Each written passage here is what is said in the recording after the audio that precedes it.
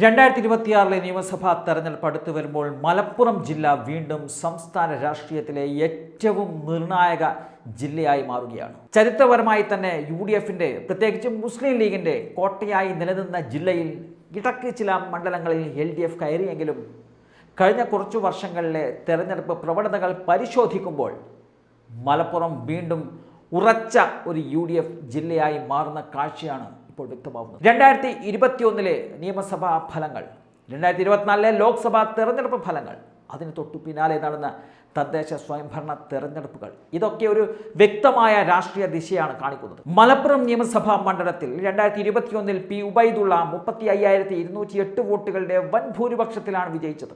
ജില്ലയിൽ UDFന്റെ ഏറ്റവും സുരക്ഷിത സീറ്റുകളിലൊന്നായി മലപ്പുറം നിയമസഭാ മണ്ഡലം തുടർന്നു വരികയാണ്. 2024 ലോക്സഭാ തെരഞ്ഞെടുപ്പിൽ മലപ്പുറം പാർലമെന്റ് മണ്ഡലത്തിൽ UDF സ്ഥാനാർത്ഥി വലിയ ഭൂരിപക്ഷത്തിൽ വിജയിച്ചതോടെ ഈ മണ്ഡലത്തിലെ UDFന്റെ ആധിപത്യം കൂടുതൽ ശക്തമാവുകയും ചെയ്തിട്ടുണ്ട്. അതുപോലെ തദ്ദേശ സ്വയംഭരണ തെരഞ്ഞെടുപ്പിലും നഗരസഭയും ഗ്രാമപഞ്ചായത്തുകളും UDFന്റെ നിയന്ത്രണത്തിലാണ്. 2026 ഈ സീറ്റിൽ രാഷ്ട്രീയ അട്ടിമറികൾക്ക് സാധ്യതയില്ല. UDF വലിയൊരു വിജയം ഇവിടെ ഉറപ്പാക്കുന്നുണ്ട്.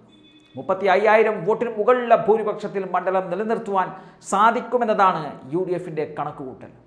തൊട്ടടുത്ത മണ്ഡലമായ വേങ്ങര മണ്ഡലം മുസ്ലിം ലീഗിന്റെ ശക്തമായ മറ്റൊരു കോട്ടയാണ്. 2021 PK കുഞ്ഞാലിക്കുട്ടി ഏതാണ്ട് 30,596 വോട്ടുകളുടെ ഭൂരിപക്ഷത്തിലാണ് അവിടെ ജയിച്ചത്. ലോക്സഭാ തെരഞ്ഞെടുപ്പിൽ പൊന്നാനി പാർലമെന്റ് മണ്ഡലത്തിന്റെ ഭാഗമായ വേങ്ങരയിൽ UDFന് വലിയ ലീഡ് ലഭിച്ചിരുന്നു. തദ്ദേശ തെരഞ്ഞെടുപ്പുകളിലും പഞ്ചായത്തുകളിലും ബ്ലോക്കുകളും ലീഗും UDF നിയന്ത്രണത്തിലാണുള്ളത്. 2026 LDFന് ഇവിടെ ഒരു മത്സര സാധ്യത പോലും സൃഷ്ടിക്കുവാൻ കഴിയാത്ത ഒരു അവസ്ഥയാണ് ഇപ്പോൾ ഉള്ളത്. ഇവിടെ ഏതാണ്ട് 30,000-ൽ കുറഞ്ഞ ഭൂരിപക്ഷം UDF പ്രതീക്ഷിക്കുന്നില്ല. അതുപോലെ വള്ളിക്കുന്ന് മണ്ഡലത്തിൽ 2021 അബ്ദുൽ ഹമീദ് 14,116 വോട്ടുകളുടെ ഭൂരിപക്ഷത്തിലാണ് വിജയിച്ചത്. 2024 ലോക്സഭാ തെരഞ്ഞെടുപ്പിൽ UDFന് വ്യക്തമായ മുൻതൂക്കം ലഭിച്ച ഈ മണ്ഡലത്തിൽ തദ്ദേശ സ്വയംഭരണ തെരഞ്ഞെടുപ്പിലും LDFന് കാര്യമായ മുന്നേറ്റമൊന്നും നടത്താൻ സാധിച്ചില്ല. സ്ഥിരതയുള്ള വോട്ട് ബാങ്കും സംഘടനാ ശക്തിയും ചേർന്നാൽ 2026 വള്ളിക്കുന്ന് നിയമസഭാ മണ്ഡലം UDF സുരക്ഷിതമാക്കി വെക്കും. 15,000-നും 20,000-നും ഇടയിലുള്ള വലിയൊരു ഭൂരിപക്ഷം ഇവിടെ UDF പ്രതീക്ഷിക്കുന്നുണ്ട്. അങ്ങനെ ഒരു കണക്കുകൂട്ടലിലാണ് സംസ്ഥാന നേതൃത്വമുള്ളത്. തിരൂരങ്ങാടിയെ സംബന്ധിച്ചിടത്തോളം തിരൂരങ്ങാടി 2021 KPA മജീദ് 9,578 വോട്ടുകളുടെ ഭൂരിപക്ഷത്തിലാണ് ജയിച്ചത്. ലോക്സഭാ തെരഞ്ഞെടുപ്പിൽ ഈ പ്രദേശത്ത് UDF ലീഡ് കൂടുതൽ വർദ്ധിപ്പിച്ചിട്ടുണ്ട്. തദ്ദേശ സ്വയംഭരണ തെരഞ്ഞെടുപ്പുകളിലും മുനിസിപ്പാലിറ്റിയിലും പഞ്ചായത്തുകളിലും UDF ശക്തമായ പ്രകടനം കാഴ്ചവെച്ച ഒരു മണ്ഡലം കൂടിയാണ്. 2026 തിരൂരങ്ങാടിയിൽ UDF വിജയം ഉറപ്പായി തന്നെയാണ് കണക്ക് കൂട്ടുന്നത്. UDFന്റെ കണക്ക് ഏതാണ്ട് 10,000-നും 15,000-നും ഇടയിലുള്ള ഭൂരിപക്ഷമാണ്. മറ്റൊരു മണ്ഡലമായ തിരൂർ മണ്ഡലത്തിൽ 2021 കുറുക്കോളി മൊയ്തീൻ 7,214 വോട്ടുകളുടെ ഭൂരിപക്ഷത്തിലാണ് വിജയിച്ചത്. ഭൂരിപക്ഷം താരതമ്യേന കുറവായിരുന്നുവെങ്കിലും 2024 ലോക്സഭാ തെരഞ്ഞെടുപ്പിൽ UDFന് ലഭിച്ച വലിയൊരു മുന്നേറ്റം ഈ മണ്ഡലത്തിലെ രാഷ്ട്രീയ മനോഭാവം അത് കൂടുതൽ വ്യക്തമാക്കുന്നുണ്ട്. തദ്ദേശ തെരഞ്ഞെടുപ്പുകളിലും UDFന്റെ ലീഡ് നില വർദ്ധിച്ചിട്ടുണ്ട്. 2026 തിരൂർ UDFന് അനുകൂലമായി തന്നെ തുടരുമെന്നതാണ് കരുതുന്നതും. ഏതാണ്ട് 5,000-നും 8,000-നും ഇടയിലുള്ള ഭൂരിപക്ഷം ഇവിടെ UDF കണക്കാക്കുന്നുണ്ട്. മറ്റൊരു മണ്ഡലം കോട്ടക്കൽ മണ്ഡലത്തിൽ 2021 KK ആബിദ് ഹുസൈൻ തങ്ങൾ ഏതാണ്ട് 16,588 വോട്ടുകളുടെ ഭൂരിപക്ഷത്തിലാണ് വിജയിച്ചത്. സാമൂഹിക ഘടനയും രാഷ്ട്രീയ പാരമ്പര്യവും UDFന് അനുകൂലമായി തന്നെയാണ് ഉള്ളത്. ലോക്സഭ തദ്ദേശ തെരഞ്ഞെടുപ്പുകളിലെ ഫലങ്ങൾ ഈ സീറ്റിനെ കൂടുതൽ സുരക്ഷിതമാക്കുന്നുണ്ട്. ഇവിടെയും ഏതാണ്ട് 35,000-ൽ കൂടുതൽ വോട്ടിൻ്റെ ഭൂരിപക്ഷം ലീഗ് ഉറപ്പ് നൽകുന്നുണ്ട്. 2026 കോട്ടക്കൽ UDFന്റെ കൈവശം തന്നെ തുടരുമെന്നതിൽ തർക്കമില്ല. താനൂർ മണ്ഡലം മലപ്പുറത്തെ ഏറ്റവും രാഷ്ട്രീയമായി തന്നെ ചർച്ചയാകുന്ന സീറ്റുകളിലൊന്നാണ്. 2021 V. അബ്ദുൾ റഹ്മാൻ LDF പിന്തുണയുള്ള സ്വതന്ത്രൻ എന്നുള്ള ലേബലിൽ വെറും 985 വോട്ടുകളുടെ ഭൂരിപക്ഷത്തിലാണ് ജയിച്ചത്. 2016 5,000-ലധികം വോട്ടുകളുടെ ഭൂരിപക്ഷം നേടിയിരുന്ന LDFന്റെ വിജയം 5 വർഷത്തിനകം ഇത്രത്തോളം ചുരുങ്ങിയത് വലിയ രാഷ്ട്രീയ മാറ്റത്തിൻ്റെ സൂചനയാണ്. 2024 ലോക്സഭാ തെരഞ്ഞെടുപ്പിലും 2025 തദ്ദേശ തെരഞ്ഞെടുപ്പിലും UDF ഇവിടെ ഏതാണ്ട് 16,763 വോട്ടുകളുടെ വലിയൊരു ലീഡ് നേടിയിട്ടുണ്ട്. സർക്കാർ വിരുദ്ധ വികാരവും ലീഗിൻ്റെ സംഘടനാ ശക്തിയും ചേർന്നാൽ 2026 താനൂർ UDFന് തിരിച്ചു പിടിക്കുവാനുള്ള ഏറ്റവും വലിയ സാധ്യതയുള്ള മണ്ഡലമാണ്. 2000 മുതൽ 5000 വോട്ടിൻ്റെ ഭൂരിപക്ഷം ഇവിടെ UDF ഉറപ്പ് പറയുന്നുണ്ട്. പിന്നീടുള്ള തവനൂർ മണ്ഡലത്തിൽ 2021 KT ജലീൽ LDF പിന്തുണയുള്ള സ്വതന്ത്രൻ എന്ന ലേബലിൽ തന്നെയാണ് മത്സരിച്ചത്. 2564 വോട്ടുകളുടെ ഭൂരിപക്ഷത്തിലാണ് അദ്ദേഹം വിജയിച്ചത്. ലോക്സഭാ തെരഞ്ഞെടുപ്പിൽ UDFന് നല്ല മുന്നേറ്റം ഉണ്ടായിട്ടുണ്ട്. മാത്രമല്ല തദ്ദേശ തലത്തിൽ മത്സരം UDF പിടിച്ചെടുക്കുകയും ചെയ്തിരുന്നു. ഏതാണ്ട് 10,000-ലധികം വോട്ടിൻ്റെ ലീഡ് ഈ മണ്ഡലത്തിൽ തദ്ദേശ തെരഞ്ഞെടുപ്പിൽ മാത്രം UDF നേടിയിട്ടുണ്ട്. 2006-ൽ തവനൂർ ശക്തമായ മത്സരം കാണിക്കുന്ന ഒരു സീറ്റായിരിക്കുമെങ്കിലും UDFന് 2000 മുതൽ 5000 വോട്ടിൻ്റെ ഭൂരിപക്ഷം തവനൂർ നൽകുമെന്നതാണ് ഇപ്പോഴത്തെ സാഹചര്യം വിലയിരുത്തുമ്പോൾ നമുക്ക് മനസ്സിലാക്കാൻ സാധിക്കുന്നത്. മറ്റൊരു മണ്ഡലം നിലമ്പൂരാണ്.